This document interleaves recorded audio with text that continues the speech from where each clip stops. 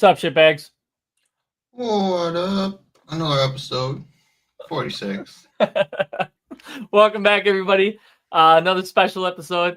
Thank you so much for watching. Huge thank you to everybody, all of our sponsors, Taylor, Jobtown, Crew First, Toxic Expression, everyone. Wouldn't be here without you.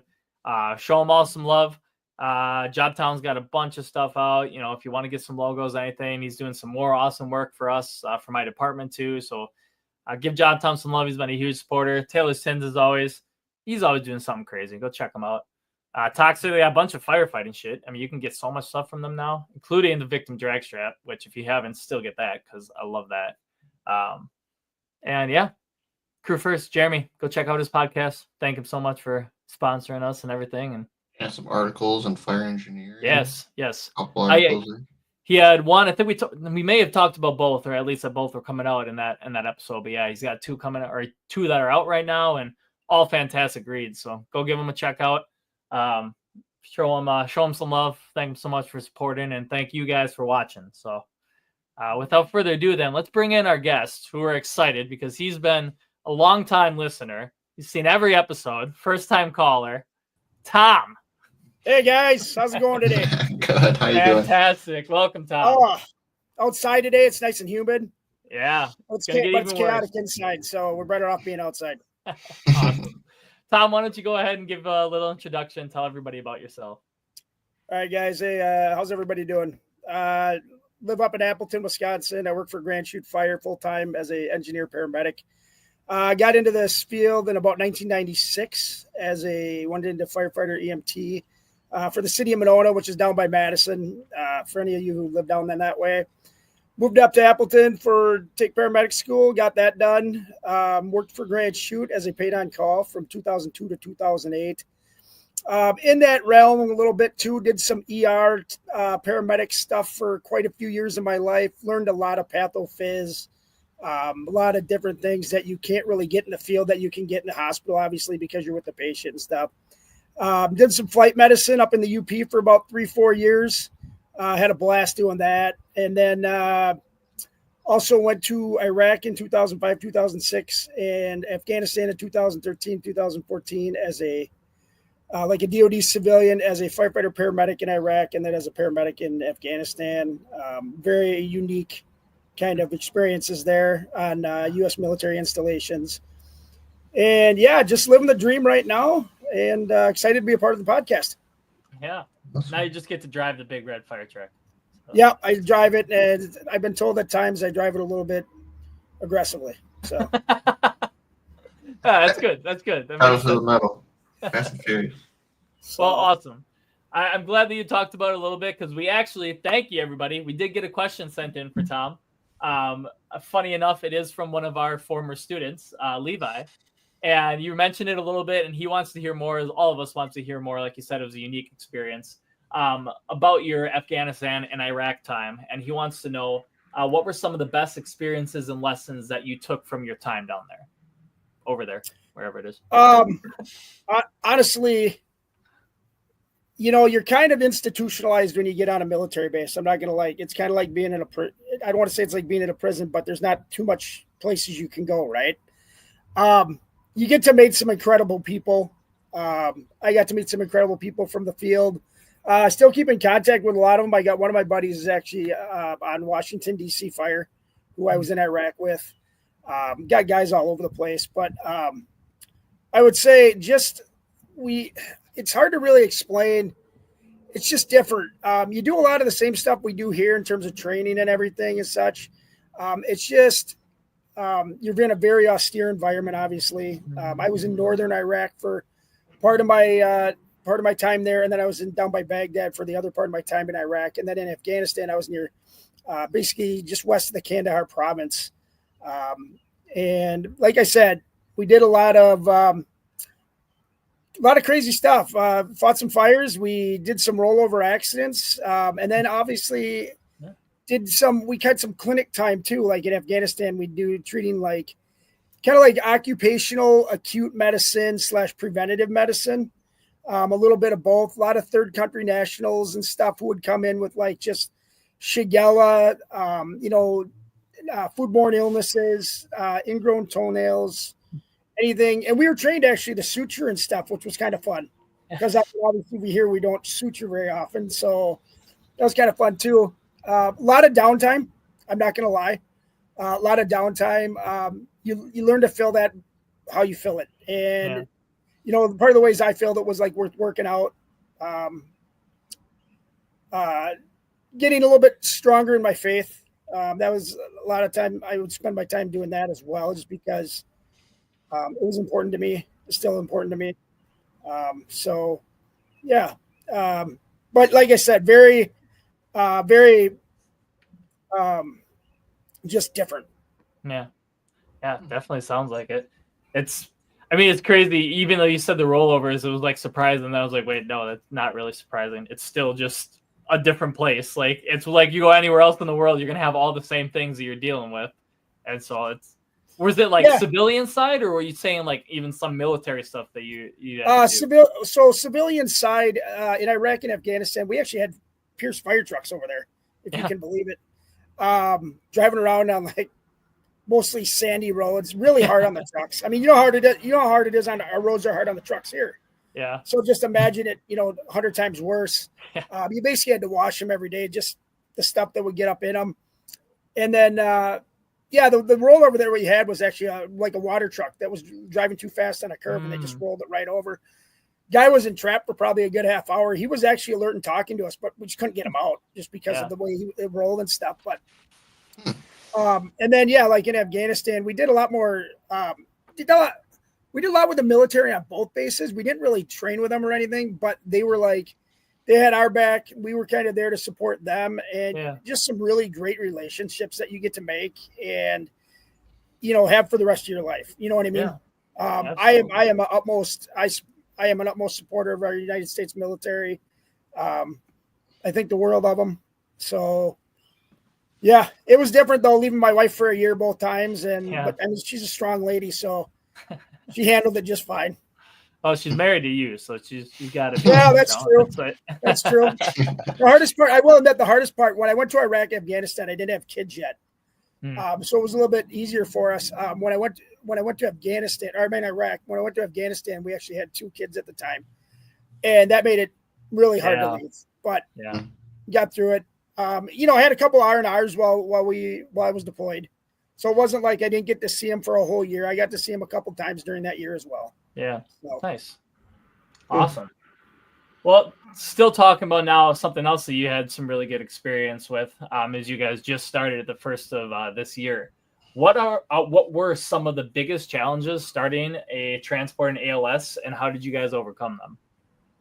I think the biggest challenges personally was probably, the logistical end of it all. For one, we had to get the ambulances and stuff. We one of our ambulances is brand new, the other one we bought used. So basically logistical, making sure everybody was trained up, ready to go, because a lot of the guys we had on the department had never been in transport.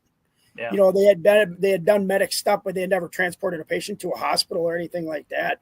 So we had to do that. The relationship, obviously, with the private ambulance service that was transporting for us before we started. We went to ALS engines before we went to the transport. So that was a little bit, the relationship was a little bit, at times could be a little bit, what am I trying to say? Fractured, not really fractured, but you know what I mean. But going to transport, it has been great. We are, I think, upwards of like almost 2,000 calls this year. We have been getting nothing but good things from the hospital, nothing but good things from our constituents of the town. We've seen a lot of great calls. Obviously, a lot of falls too, as like most places see. But yeah, it's been great. We keep learning every day. We're about to roll out some new stuff here in the future, some new protocols that we're going to be rolling out. Pretty excited about that. So that'll be exciting too. We're going to be rolling out some stuff. I think September we're going to do DSA. We're rolling out delayed sequence airway. Nice. And we're going to be bringing out TXA here shortly as well. Cool. And some ketamine related stuff as well, like breath actuated ketamine nebulizers. Oh. Nice. Really, really great use for kids. Yeah. You know, because you think about it, they get to breathe in a little ketamine. It kind of takes, you know, if they break a bone or something. We got a lot of places up in the town here where like altitude, where kids like jump around, and we, you know, XL fractures, or even like, you know what I'm talking about, or even like twisted knees or anything like that. So yeah, interesting. Cool. It'll be really cool to hear about and see, but awesome. Again, we told you beforehand, you said you didn't have the experience, but you got experience in what we're asking you about. We knew you got the medic background. So the other thing that we wanted to ask about, obviously we mentioned before, and we talked about it, that we teach at the tech together. So I've gotten to see it very firsthand. But how do you keep medic students engaged in class? Because especially, you know, we saw it, we just wrapped up another class. You get towards that May time frame, it's hard. So what's your go-to? How do you like to keep them engaged throughout class?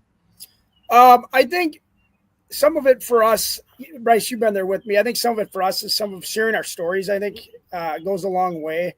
When you can relate a story to the training and things like that, I think that really helps. Kind of concrete the ideas and such. Mm-hmm. We all know it's a marathon, right? You start in August and you go till May, and it's kind of a marathon. You're right. By the time they get to May, they're like, we're just done. And I get it. And I totally get it. I tell them, even the instructors, it's a long year for the instructors as well. But one thing I try to keep I work a lot, for one, you know that as well as anybody. But what I try to do is I try to just keep it as fresh as I can. I mean, I'm not afraid to, everyone knows I'm not afraid to, I speak a lot of times before I think, which can get you in trouble and stuff, of course. But I just, I want them to have the best education they can. I had a great education when I was in medic school. I think my shout out to Bob Sternhagen, which is Bryce's dad. Shout out to him. He was my instructor. I couldn't ask for. That's going to be really confusing, Tom. Not me. Yeah, no. Bryce Sternhagen, he's on Appleton Fire. His dad was my instructor. Shout out to him. I couldn't ask for a better instructor, honestly. But yeah, to keep them engaged, I think you just got to keep it kind of keep it fresh every day. And, you know, don't be afraid. I mean, I think it's okay to have a sense of humor and have some fun a little bit too. Because I think sometimes when we're too serious, I think that's when they start, you know, getting too, you know, they start getting a little antsy and stuff, especially lecture. If lecture goes a long time, one thing I think that helps them a lot, the more hands-on I think we can do, the better. I think everybody who joins this field, you guys would agree, everybody who joins this field, the more we're all hands-on learners. We're not there to sit in a seat and listen for hours on end to lectures. Right. Which I will tell you, in the summer EMT class, unfortunately does happen because it's an accelerated class that I'm teaching right now. So they kind of tone me out probably by lunchtime, but you know. Wow, they make it to lunch. I usually am like, I don't know, about breakfast. Early morning. Yeah. No, that's awesome. And like you said, it really is, it gets difficult. I mean, there's still book stuff you have to know. And like you said, especially some of your experience, which is really nice. And I know for a lot of the people in there is having some of that pathophys and all the background that you can throw in there, because that's where the type A personality and the ADHD that we all have when we get in the pre-hospital setting, we start talking about it and we're like, I don't care about that. Like, or you flash it up on a screen. I think what helps us too is we got a lot of experience in there between all of us that work in there, me, you, Paul, Chuck, you know, I know I'm forgetting Andy Shahansky, Andy Pinter. I know I'm forgetting a few other people, but like we got a lot of experience to help support Rachel as the lead instructor. So yeah, it's pretty great. I like the program we got. We get a nice hands-on. We get to bring in people that are in the field as full-time and then get to help all part-time. And yeah, it's pretty cool. But yeah, Tom definitely keeps it interesting, keeps them engaged. That's why you got awesome. Yeah, I try. What can I say? Yeah. Still sticking along our medical route here. What do you think is the most rewarding and most challenging parts of being a paramedic? I think the most rewarding, honestly, is when you make a difference in somebody's life, right? I mean, when we see people on their worst days, and you make a small, even if it's a small difference, it doesn't have to be like anything huge, but even like making a small difference, showing that you care, I think and getting to take that with you, I think is huge. But at the same time, the flip coin of that is, I think the most difficult thing that we deal with every day is some of the things that we see can cause us to have nightmares. I'm not afraid to admit I've seen some things in my life that I wish I would never see again. I don't tell anybody, I don't tell my kids, I don't tell my wife about some of the things I see. Luckily for me, working on Grand Chute, we have a woman she's like a trauma psychologist we can go talk to and clear our minds and all that kind of stuff. But yeah, I mean, we're lucky enough to do this. I feel like, I mean, this is like you guys, we've talked about, this is kind of more of a calling than it is a job, right? I mean, it takes special people to do what we do. We come into a lot of times we come into chaos and it's still chaos, but we control it a little bit, right? Organized chaos. Yeah. Yeah. It becomes organized chaos, but just even making a difference in somebody's life. And like I said, it doesn't have to be anything huge. Like even giving somebody, an IV and giving them fluids, making them feel a little bit better too. Obviously, somebody who's a multi-system trauma and, we don't make a big difference on them in the field necessarily, but keeping them alive, getting them to the hospital, things like that. So. Yeah, it's extremely important, like you said, with the mental health aspect is it's going to be draining anybody the longer that you're into it. But having those resources is really nice to make sure that you can branch out to those and deal with them when you need. Yeah, and I think, I'll be honest with you, it's not the one big call that gets you, right? Mm-mm. It's the buildup of multiple calls over the course of your career, and finally there's that one big one that kind of puts it over the edge. Yeah, maybe puts you over the edge, causes you to have burnout, causes you to just kind of need to take a step back, right? I mean, take a look at what happened in Idaho yesterday, right? I mean, that should never happen to any of us, but it could happen to us any day, right? I mean, we got to be real about it, right? So, yeah, it's a different world we're living in. Yeah, That's it's crazy. Very true. It can even, like you said, sometimes it's those big calls, but even Brian and I were chatting about it before. Also, then it can just be those frequents. Those frequent flyers that you get that can start weighing on you, depending on who they are. There, you can put up a smile, you can see the best side, but once you go to the person for the same person 3 times in a day, it's like, oh man. Or I know the one that got me a while ago was when you're going to it and it's like, okay, whatever, we'll go help you. But then you're on one of those calls and then someone who actually needs you comes in. And now a different unit has to come or somebody further away or a different crew. And you're like, now you're stopping someone who actually needs help. And then you get a little pissed. There's so much stuff that's flying in this line of work that you just got to separate it and figure out how to kind of funnel it out, I guess, not compartmentalize. Absolutely. No, absolutely. Absolutely. You hit it right on the head there, bud. With just the whole, like you said, we go to I used to go to a guy probably 3, 4, 5 times a day.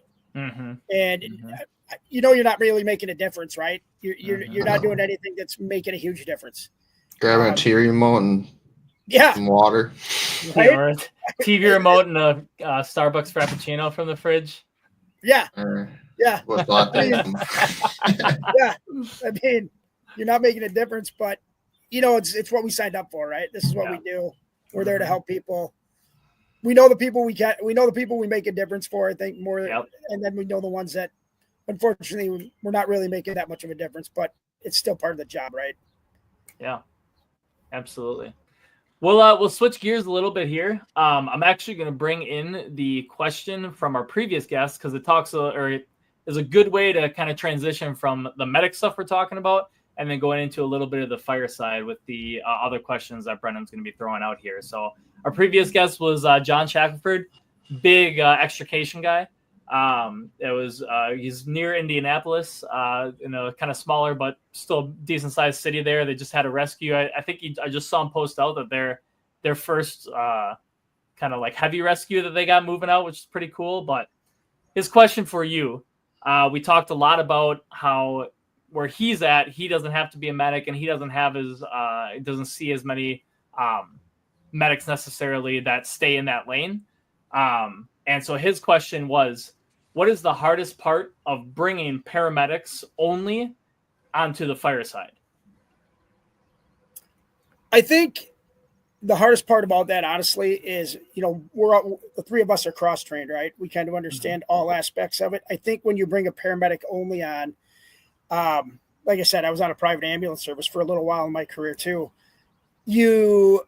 It's hard to take a step back. You always have that I want to help somebody. I want to help somebody, but you need to understand, like, when the scene is not safe, like at an extrication or something, right? The scene's not safe. You got to take a step back. Let fire do their thing to get the car opened up or do whatever, get the patient out of the car, right? You just got to take a step back. It doesn't mean there's times we can go in the car, but you got to take a step back and let them do their thing before you can do your thing, right? Because we all talk about personal safety. It's our safety first over everybody else's, right? So I think that's the hardest part, is like learning to, at times you got to just be patient and take that step back before you can actually act. Does that make sense? Yeah. Okay. Yeah, absolutely. Yeah, I think that's a very hard thing, stepping back and letting someone else do it while you want to be, up there doing it. So yeah, and luckily for us, I think, we work on departments where we have we have fire and we have paramedics and stuff. So people train together super easy, right? But like in areas where you might have like a fire separate from a private ambulance or an ambulance that don't train very often together, you can kind of see where the difficulty would come in of that realm of things, right? The scene, control of the scene, all that stuff, all the different aspects that have to play a part in that. So yeah. How have you guys, I'm not sure how many you've had come on or not, but I know we talked about it in the last class. How have you found a way to kind of help these brand new paramedics that come in and then teach them to be kind of firefighters? Because at the time, it's kind of odd, at least by us, that it seems to switch. It used to be you were a firefighter, you got hired as a firefighter, and then it was like, oh, hey, let's send you to paramedic. Now it seems like we're actually getting people who are paramedics, and we say, okay, actually, let's bring you on and we'll teach you to be a firefighter. If you've experienced some of that, how do you think are some of the best ways that you've gotten those through? Honestly, for me, I think, when we bring them on, we usually do like a 4-week recruit academy, depending on how many there are. Most of that, usually it's about a week of EMS and then 3 weeks of fire. And then usually what we do is the crews who's ever on for that day kind of assists with that. I kind of like that. This is just my personal opinion. I kind of like the smaller. I was a part of a pretty big academy when I came on. I was a part of 19 guys coming through an academy. There was 7 of us. There was, I think, 8 in Neenah Menasha and 4 in Oshkosh when we did the Joint Recruit Academy. So the nice thing about having a bigger group is you can kind of have like multiple companies, right? Which is kind of nice too, to do multiple company training.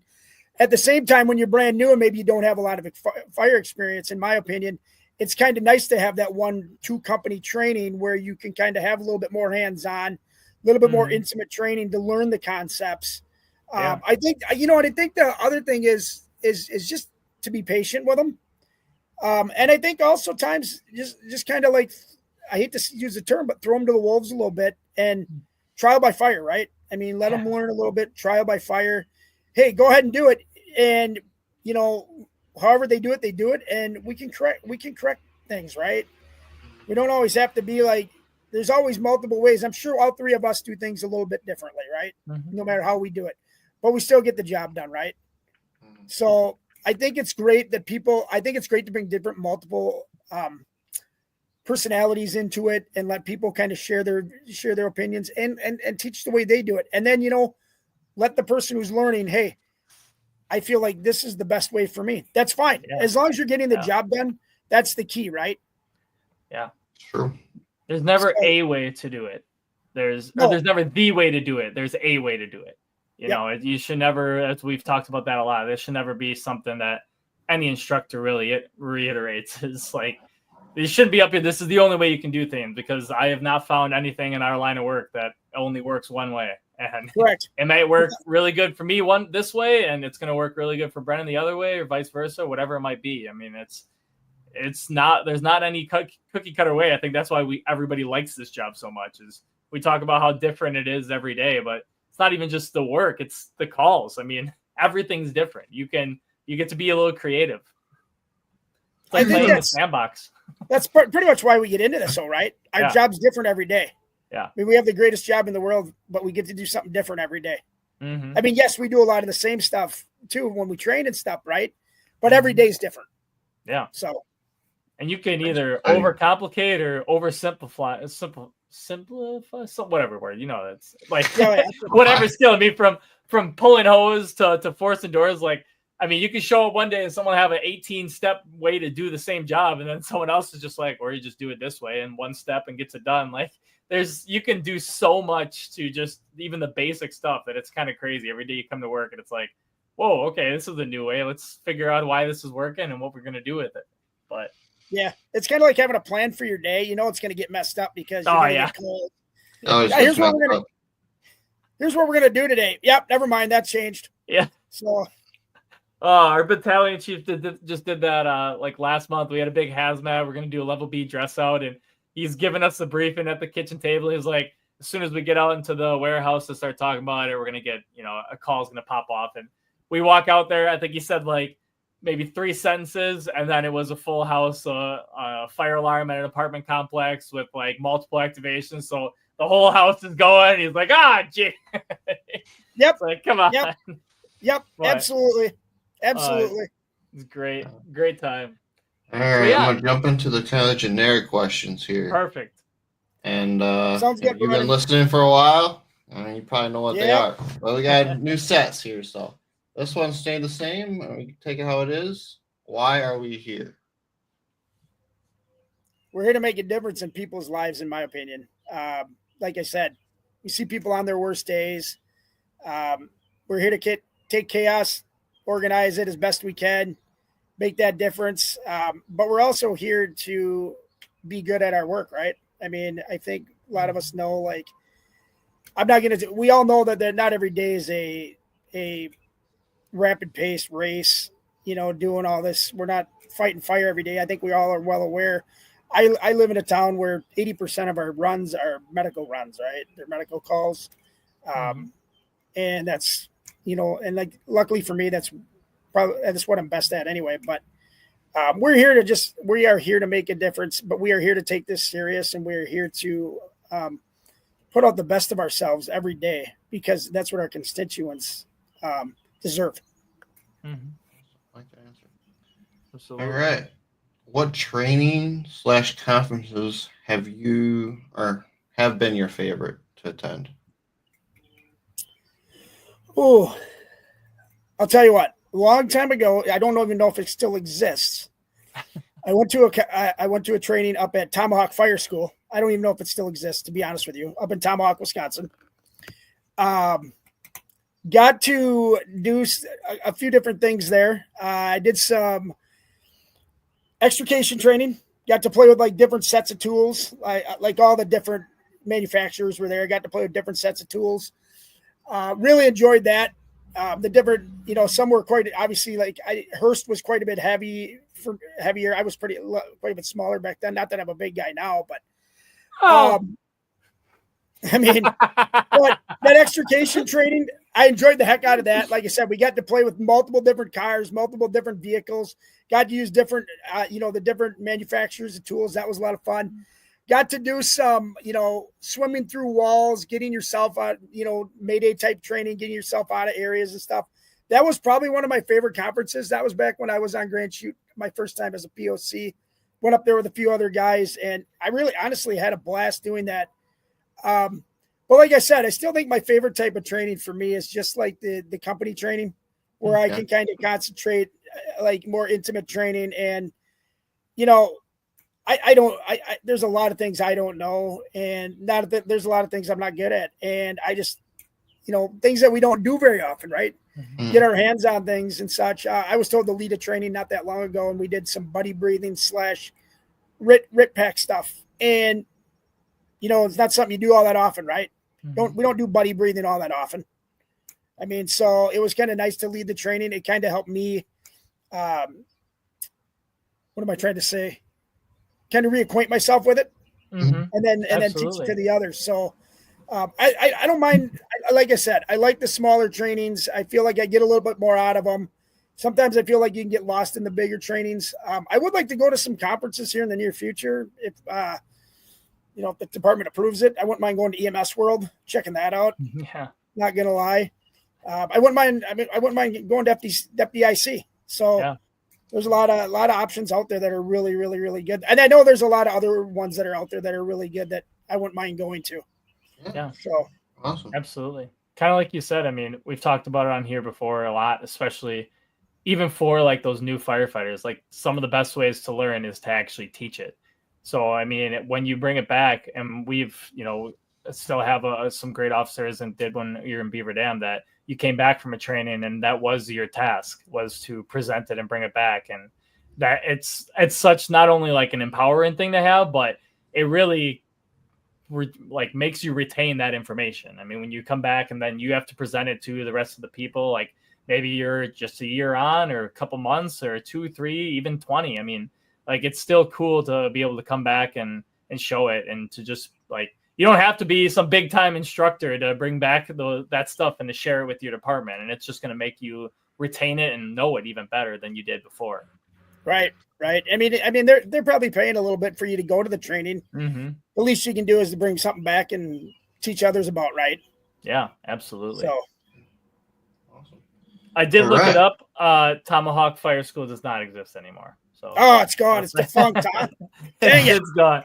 It's gone. Like I said, I did go to some other cool ones too, like Monroe and things like that. But that one kind of stuck out with me a long time ago. Yeah, cool. Next one. How should we look at failures? Oh, geez, Brennan, you're going deep on this one, aren't you? I know. I kind of look at it this way. I kind of look at it this way, guys. I'll be honest. Michael Jordan missed like 9,000 shots in his career, right? Still one of the greatest basketball players ever, right? My son plays baseball now. He suffers a lot. Baseball, you think about like professional baseball players. They go into the Hall of Fame even though they fail 7 out of 10 times. Yeah. You think about that. So I look at it this way. Failure is what you make of it, okay?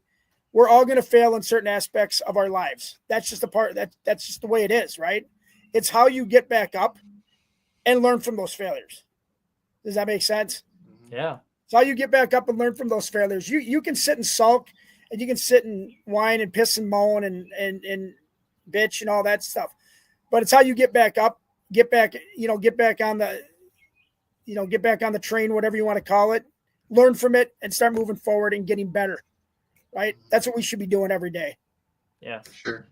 Absolutely. I mean, it's not like every fire or medical call. It's not like every fire or medical call we go on is perfect, right? Yeah. There's a lot of times there's always something that we know could have gone better. Yeah. And a lot of times it could be an aspect of just talking about it and being like, hey, blah blah blah, or it could be, hey, let's do a little remedial training on whatever it might be, right? Yeah. But yeah, I feel like failures are something in our lives that are put there to make us better. Yeah. And it's super, I mean, it's really important, especially when people understand that. Because like nowadays, especially with the armchair quarterbacks, like then you get the Monday morning quarterback, like I feel like there is a lot of negativity around like someone else identifying those failures or like it being talked about. And so I think it's extremely important if you can understand that, you can come up, like, and fess up to your own failures or ask for that input, so you're not, I guess, feel like you're being attacked. Because I know, like we talk about all the time, it's all you hear, maybe an EMS call that didn't go so well, or a fire call that wasn't the greatest outcome, or however, and everyone's talking about it, at the kitchen table or around in small circles, like, oh, did you hear what happened here? Like, and I feel like there's such a negative stigma to that, when we should be looking at those calls and figuring out how we should learn from them, how we should grow from them, like, and not just be, oh, I screwed up and all of these guys are making fun of me. Like, you gotta find a way to make sure you're pulling those lessons from it and not being just a Monday morning quarterback. I agree 100%. I totally agree. We do like joint trainings up here with like Nina Menasha and us and Kikana and Fox Crossing, and it seems like every time we go to do those, guys get a little amped up anxiety about doing them because they're worried about doing something wrong. And it's like, yes, I agree with you 100%. We got to get past that whole stigma of just, always being negative. And like, you want to razz somebody a little bit. That's one thing. Oh, right? yeah. Have a little fun. That's perfectly legit. But yeah, like, let's be better. And if somebody's struggling, let's help them. Let's help them learn. There's a lot of things I can totally be better at. I'll be honest. Throwing ladders for me has always been a struggle.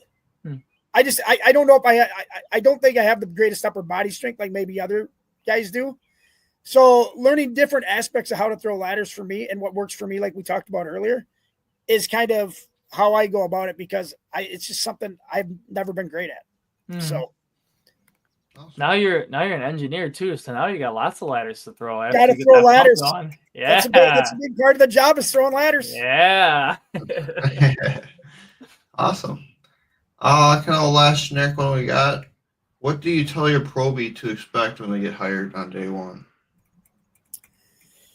Honestly, for me, I'm a little bit more probably lax than other guys. One thing I would say is be a sponge, absorb, probably speak less, listen more. You got everybody's got a lot of things to share. You're going to learn a lot of different ways, right? You're going to learn, doesn't mean one way is better than another way, but you're going to learn a lot of different ways, but be a sponge. Be the first out of bed in the morning, get the coffee made, be the last one to bed at night, make sure the dishes are getting washed, in the dishwasher. Don't be entitled. Does that make sense? Work hard, be the first, always try to be the first one, like set the bar high, set the bar high, and just always be willing to learn, just be eager to learn every day. Someday you're going to be in that spot of the guys that are there now, right? Someday that's going to be you. They're going to be retired. You're going to take that spot over. And people are always going to remember, I feel like always going to remember the ones that really stuck in their lives, right? The ones that made a difference in their career. And even if it's just that little bit that we talked about, maybe you did something little, but that person always remembers that little thing that you did. I feel like just be better and always be the best image of yourself. Right? Yeah. Put yourself out there, ready, learn, shut your mouth. Don't be afraid to fail. Like we just talked about, don't be afraid to fail. Just get in there, get your hands dirty, get in there. You know what? Like we talked about, there's a million different ways to do things. Just get in there and do it. Volunteer, be the first one, like that was something I wish I was better at in my career. When I first started learning this field, I don't think I was always like the best at. I always was so like anxious about failing and looking like, complete dipshit and everything like that. But you know what I mean? Yeah. So, I feel like that's like huge. Just be the best of yourself every time you come to work. Bryce, it's like you and I talk about, when we're at the tech, we tell these, what do we tell these students all the time is you guys are on an interview every day. You guys forget all of us know people everywhere. So, and you should treat this like an interview every day and bring in the best image of yourself. So absolutely. Circle back around to failure because it was something that maybe I've learned more now that doing probation a second time on a different department, but we talked about like accepting your failure. And it's kind of funny where everyone, those probies, those new people, like everyone's always nervous to do the failure, but especially when you're on probation, when you're a brand new firefighter, you have like a free pass at failure. It's like nobody expects you to know everything as a probationary firefighter. But let's just say you talked about throwing ladders. Let's just say you're really bad at throwing ladders and through probation, you find a way to avoid it, or you take the easy way or you avoid and you're like, I really don't want to fail. And then you get to, year 2 and you fail throwing a ladder in front of everybody. Everyone's going to be like, what the hell? What are you doing? You're 2 years on. What are you doing? We're like, you would have failed on probation and it would have been like, oh, hey, no, let me show you, let me show you how to do it. Let me show you where you messed up. Let's help you out here. As that probation, remember, you should be looking to fail. We expect you to, because even we don't know everything and we've got more time on the job. You're brand new. Don't be afraid to fail, because that's when you're going to have the most lax amount of help. After that, it's going to be nothing but hazing. You're exactly fail in front. It's just, that's something that maybe I've seen going through with different eyes of that probation. It's it's you don't want to be afraid. And so it's really nice to see that you can kind of pass that on. No, you put it perfectly. Like that. Absolutely. That first year, it should be the year where you mess up a lot and learn from it. Right. Yeah. You're still going to get shit, but it's going to be a lot less than. Absolutely. Then if you're on there for your 5th year and you're still doing stupid shit, It's like, okay, what the hell are you doing? Yeah. I probably still get some of that, but that's okay. Oh, everybody will. We all do. Everybody We will. all do. Yeah. All the way from we brought it up the other day, talking about like Jeffrey Eckert when he did his presentation on failing. You know, I don't know if any of us, well, hopefully, fingers crossed, none of us will fail as bad as launching a saw blade across the apron into a historic building. That's pretty good. That's pretty good. And to be able to openly share that and talk about what you learned, that's even greater to hear. So yeah. I think the other thing I think too that you to go back to your question, Brendan. I think humility is a big thing. Mm-hmm. Like I feel like, and I'm not. I mean, we all have our times where we think we're something goes really well and now you feel like you're on top of the world, right? Well, like I feel like humility from day one, humility is like a really important aspect that I feel like I have tried to keep throughout my career. And I know there's times where I know there's people I've rubbed wrong, and I know there's people who, whatever at some point in my career, because I know people I've rubbed wrong, but I've still tried to maintain that humility of always being like, this is me. I'm nobody special. I'm just here to do the best I can at the greatest job in the world, right? I think putting your ego aside and help each other out. That's how we all learn. We all make mistakes. We all learn from them. I heard this somewhere, but I don't know where it happens, but where it came from. But it says always allow yourself to fail at least once. Absolutely. And learn that's really good advice right there. Brandon, that was deep. What you got? I don't know. I've been reading 46 episodes. You're reading now. I'm reading now. I'm trying to get better. Brent's got some deep thoughts this morning. I'm a little bit nervous. No, that's awesome. That wraps up all the questions, especially since we threw John's question for you earlier. That wraps up all the questions that we have for you. So now the last part is for you to come up with a question. So we got Ryan McCormick coming on next episode, which is going to be pretty great. John got us in touch with him. He was able to step in. It's going to be an awesome episode. So yeah, it's what question do you have for him? Ooh, it's a good question. I'm not really sure. What's it? No, it's not. You haven't come up with one yet. What's it? Does he have a specialty that he is really good at or anything? I mean, yeah. So he's the chief in, I think it's Arkansas. Yeah, or Alexander in Arkansas. Yep, chief at Alexander Fire Rescue in Arkansas. So I was spacing on the Alexander part, but so yeah, I mean he's done a lot of it. He does a lot of teaching all around. Not going to be too hard of a question for him. All right. So living in Arkansas, obviously it's hot, probably 8-9 months seems like out of the year. I know they do get some cooler weather, but how do they go about their days? Because you still got to train and everything, right? So how do they go about their days dealing with the heat that they deal with? I mean, we deal with heat up here. Doesn't seem like that much, right? We get a few days at a time and then it kind of cools off and not that bad. We're down there. Yeah. I visited down there and I know like even by like 8 in the morning, it's like cooking, right? The humidity's already feels like the dew point's already 75. It's 95 degrees outside and it's cooking. How do they go about their day? Always staying operationally ready, maintaining their skills, all that kind of stuff in that kind of heat. Yeah. Same with Texas. I don't know how they do it. Arizona. Oh my God. Yeah. And then to add on to that, like, how do they, like, when they go to, like, say they go to a significant incident, right? Mm-hmm. Do they have enough, like, companies that they are able to rotate people through pretty regularly? Or is this like, hey, I sucked down a bottle. Yeah, I sucked down a bottle. You got to go get a second bottle right away because we don't have that manpower. Yeah.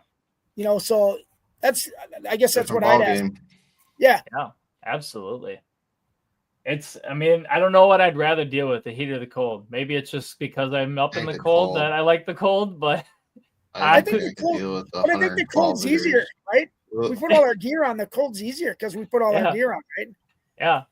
I think our good friend BJ, it was on one of his posts. I laughed extremely hard. One of his buddies commented because he talked, I think BJ was sharing that he would rather have the cold than the heat. And one of his buddies commented that in the cold, you can always put on more layers, but in the heat, you take off too many layers, all the cops show up, and then it just gets awkward. I was like, that's pretty good. That's pretty. I think of it this way too. You ever come out of the shower and you get a call, right? Oh yeah. You ever try throwing your gear on when you're like damp? Yeah. One of the worst things ever. I don't know. That's my chafing. Sucks. Yeah, exactly. All the chafing and stuff. Absolutely. Awesome. Well, Tom, thank you so much. That wraps up all of our questions for us. So the last part that we have is the kitchen table, which I'm sure you're well aware. So any remaining shout outs you want to give out, any trainings, any little last little tidbits of information that you want to throw in there before we wrap up? Just for me, shout outs to all the guys I work with. I couldn't be who I am without them. They make me better every day.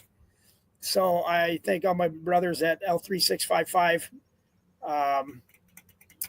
And in terms of training, just keep training every day, guys. Like you said, I'm working with Bryce over at the PSTC. Come see us over there. Come take your EMT, come take your paramedic, come take all your fire classes over there. Bryce, I know you do fire stuff over there too. So come see us over there. And I just can't thank you guys enough for bringing me on. I'm not going to lie. I was a little nervous about this whole thing. You did great. I really enjoyed it. I really enjoyed it. I've enjoyed your guys' podcast. I really have. I admit, like I like podcasts. I don't really usually listen to too many. I listen to your guys'. I listen to a couple medical ones that I get into. But I keep it kind of, you can over podcast yourself too. So I try to keep it real and try to keep it to a minimum. But that's pretty much where I'm at. Like I said, you mentioned your crew. So since we got the time, I think I might throw in those questions that they felt they had wanted to comment with Drew and Casey. And, it's, what are we even doing here? Which is different than the, why are we here? It's just, I've heard you say that before. I think, does that make sense? That's another one, quote of yours. Yes. What is even going on right now? These all just seem like quotes of yours that they're asking you. Is that? Yeah. So the what is even going on right now and the what are we even doing here kind of started in recruit school. I won't say there was a couple other words that might have been in those quotes that they kept out. But and then I don't know why.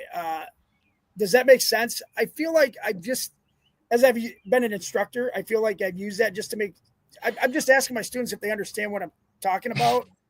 But I know I say it way too much. That is rubbed off on me so much, and I catch myself doing it all the time. Does that make sense? And I know exactly where it came from, but it is. Yeah. Every time I'm like, oh my god, I just did it again, and it does. It's addicting. I know.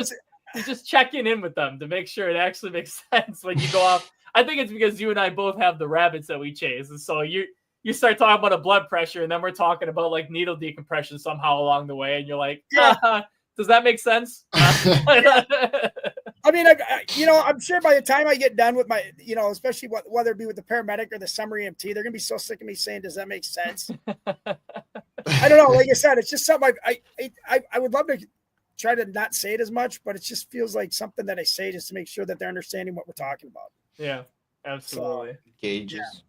Good times. It's good times. Once you're with someone for that long of your life, you pick up on all their little. Oh man, I'm telling you.